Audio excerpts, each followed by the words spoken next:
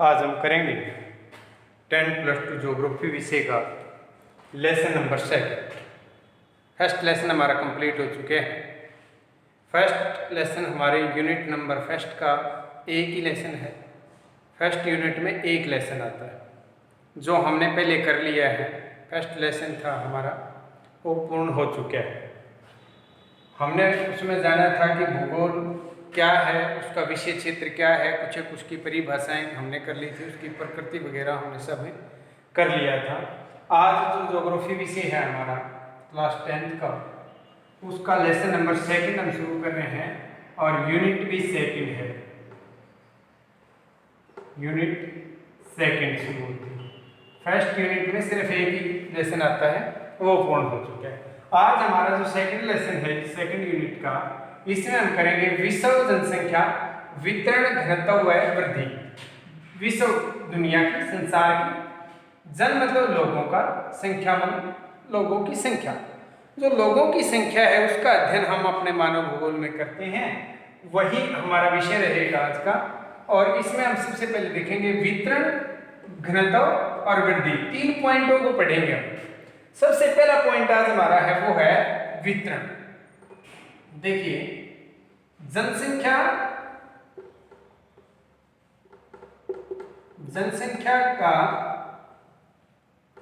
वितरण, ये आज करेंगे। वितरण का मतलब होता है फैलाव। लोगों के फैलाव को जनसंख्या का वितरण कहेंगे हम। कहाँ जनसंख्या कितनी फैली हुई है, कितनी विस्तृत है, कहाँ जनसंख्या अधिक है, कहाँ जनसंख्या कम है, इस चीज का अध्ययन हम वितरण में करेंगे। वितरण का मतलब ये है कि हर जगह पर एक समान रूप से व्यक्ति नहीं रहते पृथ्वी के ऊपर। हमारी जो पृथ्वी है उस पर आप देखेंगे तो वितरण में काफी अंतर देखा जाता है। देखिए किस प्रकार का वितरण है, थोड़ा सा हम समझेंगे यहाँ। जैसे मान लीजिए हमारी पृथ्वी गोलाकार पृथ्वी है। इस गोलाकार पृथ्वी का अध्ययन हम मानव भूगोल में करते हैं। तो इसमें जनसंख्या का जो वितरण है वो कुछ इस तरह से देखिए। आपने इस वक्रारेख के द्वारा आपको समझाने की कोशिश करूंगा मैं। यहाँ पर क्या है, अगर हम पूरी पृथ्वी को 100% माने तो इसमें क्या है कि सिर्फ 10% भूभाग पर, पूरी पृथ्वी के 10% भूभाग पर 10% भूभाग पर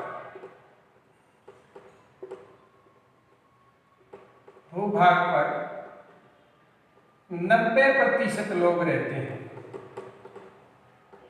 90% लोग रहते हैं।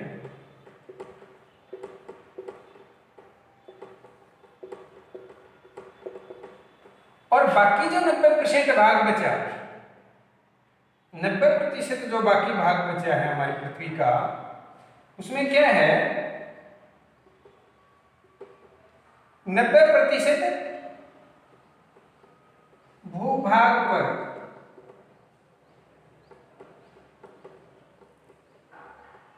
10% लोग रहते हैं।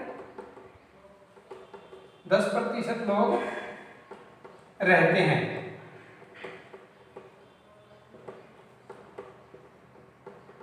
देखिए कितना फर्क है इसमें।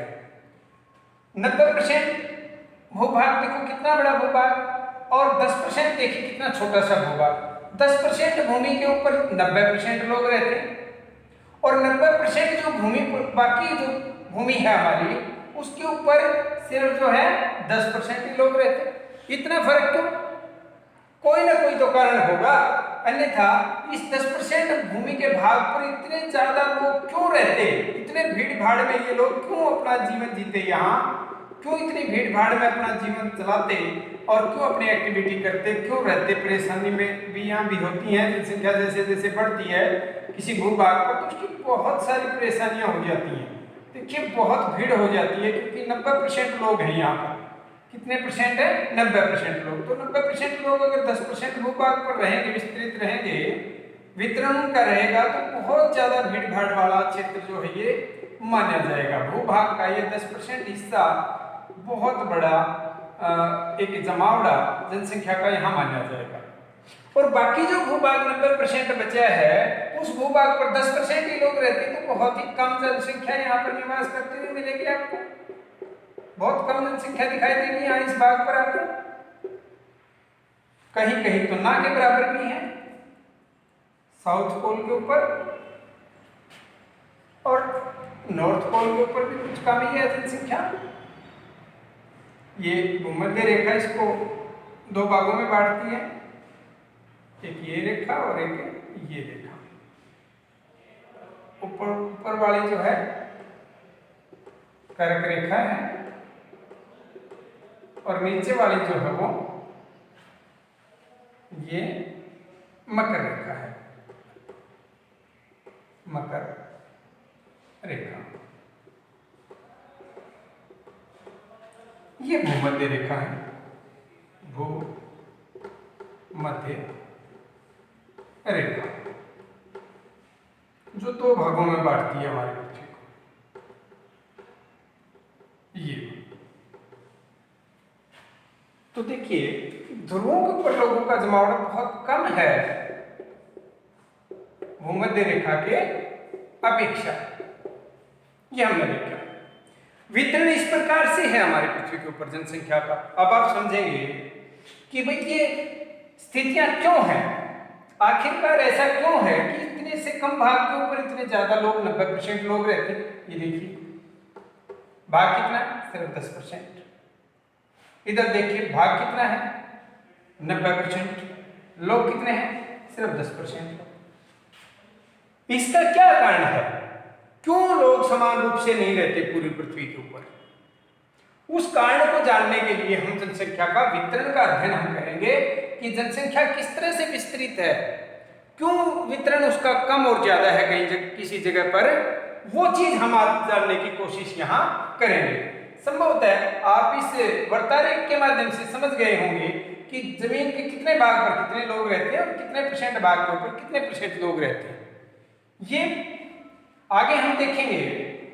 जो जनसंख्या का ये असमान वितरण है, ये आखिरकार है क्यों ऐसा, समान रूप से क्यों नहीं रहते लोग, वो कारण हम जानेंगे। तो जनसंख्या के वितरण को प्रभावित करने वाले कारक हम करेंगे। जनसंख्या के वितरण को प्रभावित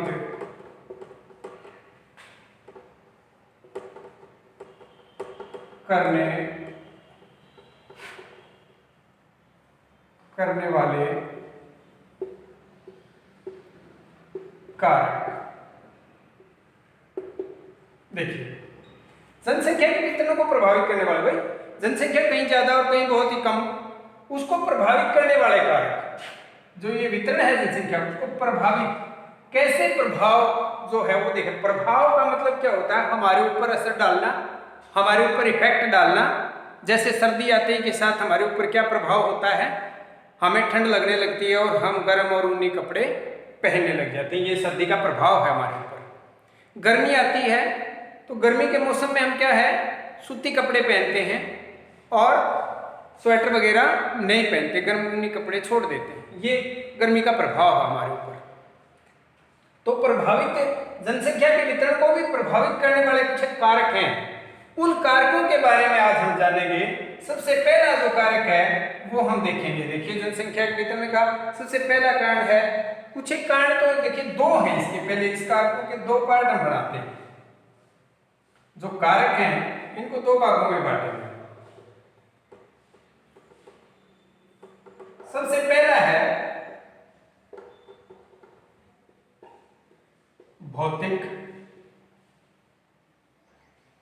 भौतिक कारक, और नंबर 2 है, नंबर 2 है मानवीय कारक। मानवीय कारक देखिए भौतिक कारक और मानवीय कारक दो कारक ऐसे हैं जो प्रभाव डालते हैं मनुष्य के जनसंख्या के वितरण पर। अब सबसे पहले हम भौतिक कारक करेंगे यहाँ पर, इसको एक बार छोड़ेंगे मानवीय कारक को, और सबसे पहले हम कौन से कारक को जानेंगे? नंबर 1 पर भौतिक कारक। ये देखिए, अब भौतिक क्या है? हमने शुरुआत जब की थी लेसन की, तब हमने बताया था कि भौतिक पर्यावरण और मानवीय क्रियाकलापों के अध्ययन का नाम ही मानव भूगोल है। ये परिभाषा आपको हमेशा याद रखनी है, क्योंकि हमारे विषय में ये चीजें साथ साथ चलेंगी। हम समझेंगे कि भौतिक वातावरण और मानव किस प्रकार से प्रभावित होते हैं एक दूसरे से, उन्हीं चीजों का तो अध्ययन हम इसमें कर रहे हैं। तो सबसे पहले भौतिक जो कारक है उसको हम ये जानेंगे कि भौतिक है क्या। भौतिक वो चीजें होती हैं जो प्रकृति में स्वयं निर्मित हुई है, जिसमें बनाने में मनुष्य का कोई हस्तक्षेप नहीं है। वो सारी चीजें क्या कहलाएंगी? भौतिक कारक कहलाएंगी। जैसे नदियां हमने नहीं बनाई, हमने नहरें बनाई हैं, लेकिन नदियां हमने नहीं बनाई, ये प्राकृतिक रूप से बनी है। पर्वत हमने नहीं बनाए, पठार हमने नहीं बनाए हैं, मैदान हमने नहीं बनाए, ये प्रकाश जो है सूर्य का हमने नहीं बनाया, हवा हमने नहीं निर्मित की।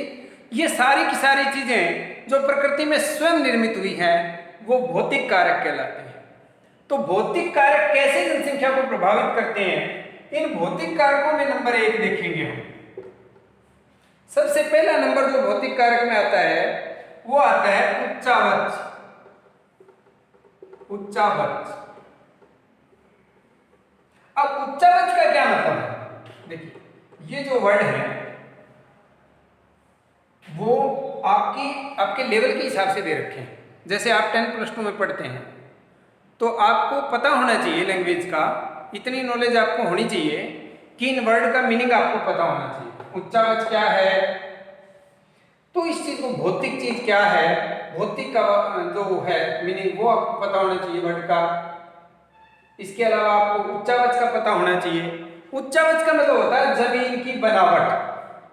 अब अगर आप छोटी क्लास में 5वीं में पढ़ रहे होते तो शायद ये लिखा होता है यहाँ कि जमीन की बनावट का प्रभाव, लेकिन आपका लेवल अभी वो नहीं है, आपका लेवल ऊपर हो चुका है, आप 10+2 के विद्यार्थी हो गए हैं और आपका लेवल इन चीजों को समझने का हो चुका है, तो इसलिए ये वर्ड डाले गए हैं। उच्चावच का मतलब होता है जमीन की बनावट। जमीन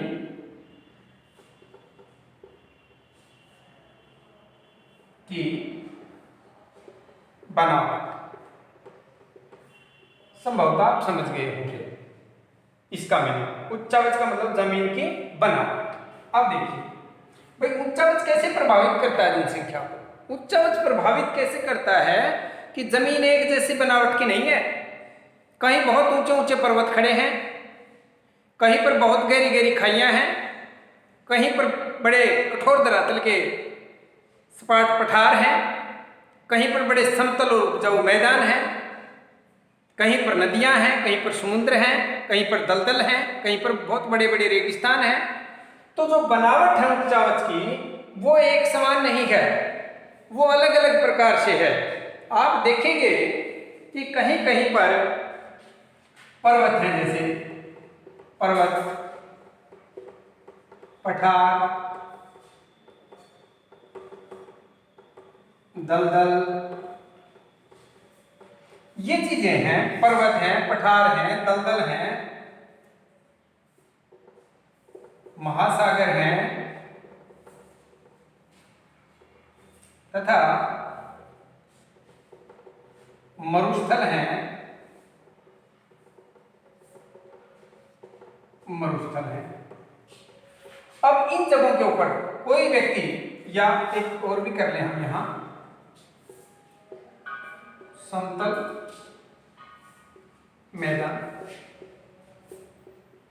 देखिए, पर्वत, पठार, दलदल, समतल मैदान, महासागर तथा मरुस्थल, ये जो भूभाग की बनावटें हैं, ये जो जमीन की बनावट है वो प्रभावित करती है। पर्वतों पर कौन रहना ज्यादा पसंद करेगा?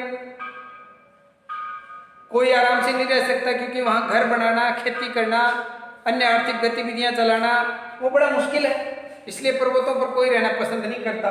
पठारी भाग के ऊपर भी इतने ज्यादा लोग नहीं रहते, कारण है कि वहां पर मिट्टी उपजाऊ नहीं है, वहां पर भी ज्यादा जनसंख्या निवास नहीं करती। दलदल में भी ज्यादा मनुष्य नहीं रहते। कारण है उसका, क्योंकि दलदली जो भाग है उसमें जीवन के लिए अनुकूल परिस्थितियां नहीं बन पाती, ना तो रहने का स्थल अच्छा होता है वहां पर, और ना ही किसी प्रकार की फसल और उद्योग धंधे लगाए जा सकते हैं, क्योंकि जमीन जो है वो दलदली है और वो कभी भी नुकसान पहुंचा सकती है आपको। समतल मैदानी भाग उपजाऊ भी लिखते हैं आप इसमें, उपजाऊ। देखिए उपजाऊ समतल मैदान, जो उपजाऊ समतल मैदान है वो क्या है कि भाई जहां पर समतल मैदान होंगे, जमीन का भाग सपाट होगा और उपजाऊ होगा, वहां पर तो लोग ज्यादा रहेंगे, क्योंकि वहां खाने के लिए उनको अनाज मिल जाएगा, रहने के लिए बढ़िया मकान बना सकते हैं, उसके ऊपर सड़कें बिछाई जा सकती हैं, रेल लाइनें निकाली जा सकती हैं, विभिन्न प्रकार से उद्योग धंधे चलाए जा सकते हैं, हर कार्य के लिए उत्तम रहेगी वो जगह। तो समतल मैदानी जो भाग है उन मैदानी भागों में क्या है, उन मैदानी भागों में जनसंख्या अधिक निवास करती है। महासागरों में जनसंख्या निवास नहीं करती, मरुस्थलों में जनसंख्या निवास नहीं करती। ये भौतिक कारक का ये पहला पॉइंट हमारा उच्चावच बनावट धरती की, कि भाई जमीन की बनावट कैसी है उसी के हिसाब से जनसंख्या निवास करेगी।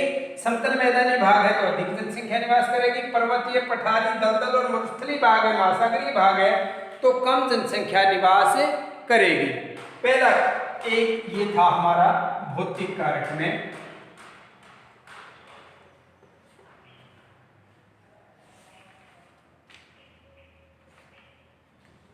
इसके अलावा दूसरा जो कारक है हमारा वो हम जानेंगे। देखिए नंबर 2 है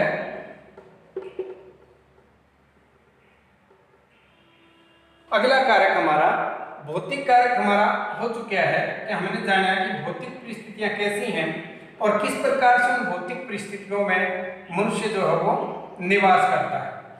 अब अगला कारक जो है हमारा वो है आर्थिक कारक। आर्थिक कारक जो है, आर्थिक कारक, इसमें हम ये देखेंगे कि भाई इनकम सोर्स कहाँ कितना है, इनकम सोर्स कितना है, कहाँ पर है, किस प्रकार से लोग अपना जीवन जीते हैं, किस जगह पर इनकम ज्यादा है, किस क्षेत्र में इनकम कम है, ये आर्थिक कारक है। और नंबर 3 है इसमें सांस्कृतिक कारक। भाई किस संस्कृति में लोग किस तरह से जीवन यापन करते हैं, कौन सी संस्कृति में लोग ज्यादा उन्नत हो पाए, कौन सी संस्कृति में ज्यादा उन्नत नहीं हो पाए, विकसित नहीं हो पाए, सांस्कृतिक कारक। और नंबर 4 आता है इसमें राजनीतिक कारक। ये 3 कारक जो हैं इनको विस्तृत रूप से हम कल पढ़ेंगे। आप एक बार अपनी बुक में इनको अच्छी तरह से पढ़ लेना, कल इनको हम डिटेल से समझाएंगे कि आर्थिक कारक क्या क्या होते हैं, कैसे प्रभावित करते हैं, सांस्कृतिक कारक क्या होते हैं, कैसे प्रभावित करते हैं, राजनीतिक कारक क्या होते हैं, कैसे प्रभावित करते हैं, और अन्य कारक भी होते हैं। इसके अलावा अन्य कारक वो भी हम जानेंगे कि अन्य कौन से कारक हैं जिसकी वजह से जनसंख्या जो है ना उसका वितरण प्रभावित होता है। तो ये सारी डिटेल हम कल पढ़ेंगे। आज हमने जाना कि जनसंख्या का वितरण कहाँ, भूमि के कितने भाग पर जनसंख्या कितनी निवास करती है, और आज हमने एक कारक कर लिया भौतिक कारक जो नंबर 1 पर था, भौतिक कारक। वो हमने पढ़ लिया कि भौतिक कारक किस तरह से प्रभावित करता है जनसंख्या को। ये भौतिक कारक में हमने जाना कि कहीं पर जमीन की बनावट कैसी है और कहीं पर किसी प्रकार की बनावट अलग प्रकार की है। कुछ अनुकूल भूमि की बनावटें हैं जिन पर लोग ज़्यादा रहते हैं, जनसंख्या का जमाव ज़्यादा है, और कुछ प्रतिकूल बनावटें हैं भौतिक जिनकी वजह से जनसंख्या का जो जमाव है वो कम पाया जाता है क्षेत्रों में। तो ये चीज़ हमने आज जानी। कल हम आर्थिक कारक करेंगे, सांस्कृतिक कारक करेंगे, राजनीतिक कारक करेंगे और अन्य कारकों के अंतर्गत जानेंगे कि जनसंख्या का वितरण कहाँ, कितना और कैसे है। आज के लिए इतना, बाकी कल करेंगे कंटिन्यू।